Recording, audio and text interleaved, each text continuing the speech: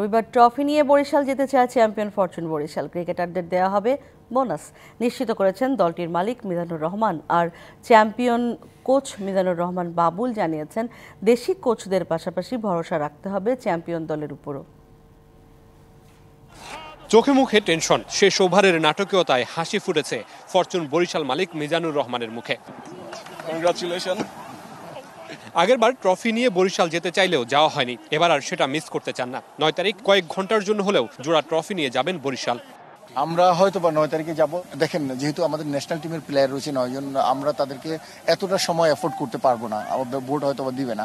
So আমরা হয়তো short টাইমের জন্য তাদেরকে পাবো 4-5 ঘন্টার জন্য। সেই 4-5 ঘন্টা কিভাবে তাদের ইউটিলাইজ করা যায় সেটা আমাদের ট্রাই থাকবে।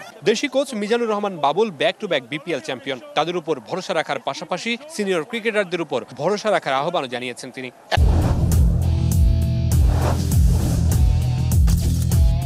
একবার শুধু মনে হয় যে বিপিএল এ বিদেশি কোচ সাকসেস হয়েছেন, আর ম্যাক্সিমামই দেশি কোচরাই সাকসেস হয়েছে। আমি বিশ্বাস করি এক্সপিরিয়েন্সের অনেক বেশি দাম। তারা যদি ফিট থাকে তাহলে অবশ্যই ইয়াং যারা আছে তাদের থেকে বেশি খেলাটা বোঝে, বিপদের সময় তারা নাট ধরে রাখতে পারে। ইয়াংদের চেয়ে যেই টিমটার মধ্যে বেশি এজেড প্লেয়ার আছে তারাই চ্যাম্পিয়ন হয়েছে। আনন্দ, উল্লাস আর উদযাপনে বরিশালের দ্বিতীয় শিরোপা জয়ের মধ্য দিয়ে শেষ হলো বিপিএল এর 11তম আসর। দীর্ঘ 39 দিনের পথ চলা শেষ হলো। আরো একবার চ্যাম্পিয়ন ফরচুন বরিশাল। 9 তারিখ দুটো ট্রফি নিয়ে বরিশাল যাচ্ছেন এই দল।